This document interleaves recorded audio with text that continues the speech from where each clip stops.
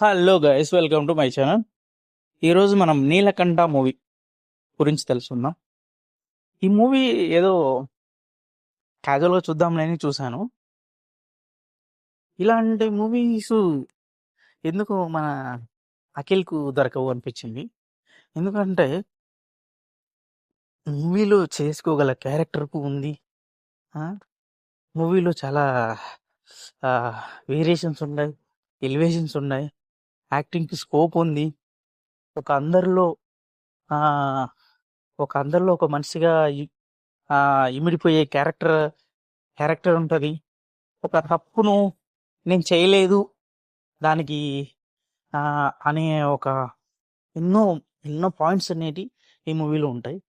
ఇలాంటి మూవీసే కదా నిజం చెప్పాలంటే ఒక హీరోకు స్టోరీ సెలెక్ట్ చేసుకోవాల్సిన టైం టైం ఇది. ఏదో ఎలివేషన్స్ ఉండి ఏదో తీసుకుంటే ఈ సినిమాలో అన్ని ఎలివేషన్స్ ఉంటాయి, అంతా తీసుకుంటుంది. ఇలాంటి డైరెక్టర్లకే కదా డెఫినెట్గా మనం ఛాన్స్లు ఇవ్వాల్సింది. ఇలాంటి డైరెక్టర్లతోనే కదా మనం మూవీస్ చేయాల్సిందే అనేది ఇప్పుడు అర్థమైపోతుంది మనకి. ఇంకా సినిమా విషయానికి వస్తే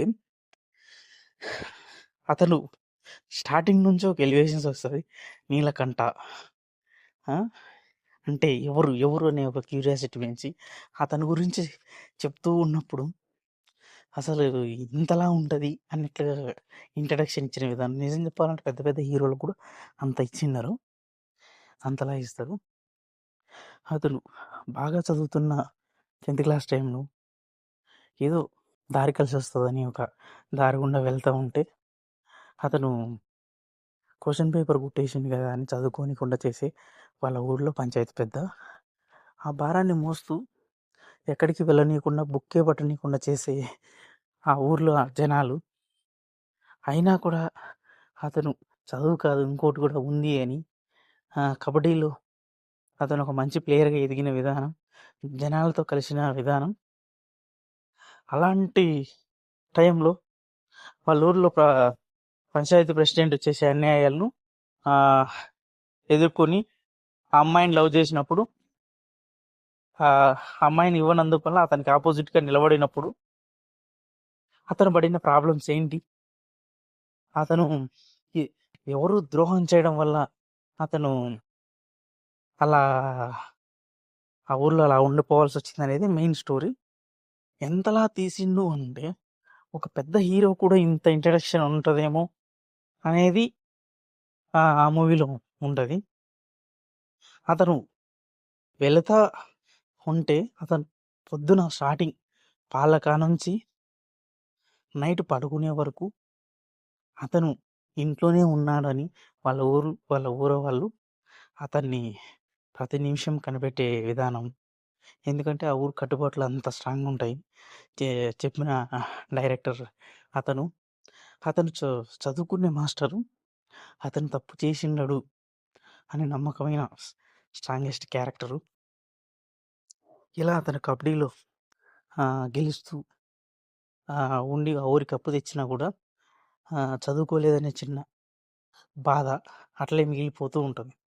అలాంటి సమయంలో అతనికి ఆ ప్రెసిడెంట్ అమ్మాయి లవ్లో పడ్డం, అంటే ఆ అమ్మాయి అతను క్లాస్మేట్స్ అవ్వడం, ఇతను నిజంగానే పేపర్ కొట్టేసింటామో ఆ అమ్మాయి బిలీవ్ చేయడం, ఆ అమ్మాయికి సంజయ్ చెప్పి నిజం చెప్పకపోయినా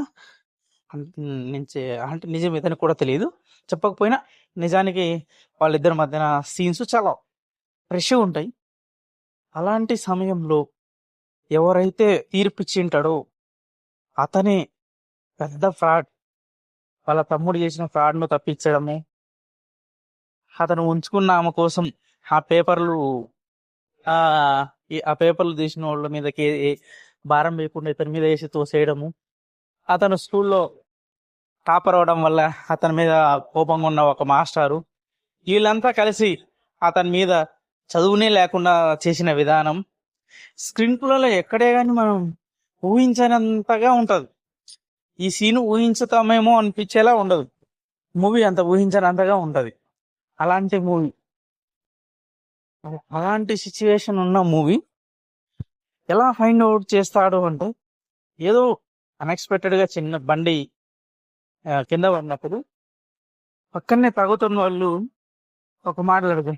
నేను దొంగతనానికి ఆ ఇంటికి వెళ్తే నన్ను ఆల్రెడీ ఆ ఇంట్లో ఉన్న వాళ్ళు నన్ను పట్టించిండ్రు అంటే అంటే అదేంట్రా అలా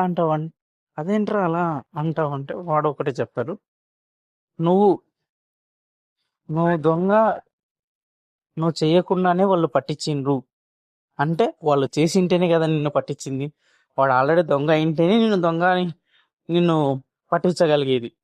నువ్వు దొంగతనం చేయకుండానే వాళ్ళు నిన్ను పట్టించానంటే వాడు ఆల్రెడీ దొంగతనం చేసిండు, కానీ వాని మీదకి రాకుండా నిన్ను పట్టించు అంటే వాళ్లకు దొంగ ఎవడో తెలుసు, లేదా దొంగతనం వాళ్ళైనా చేసింటారు.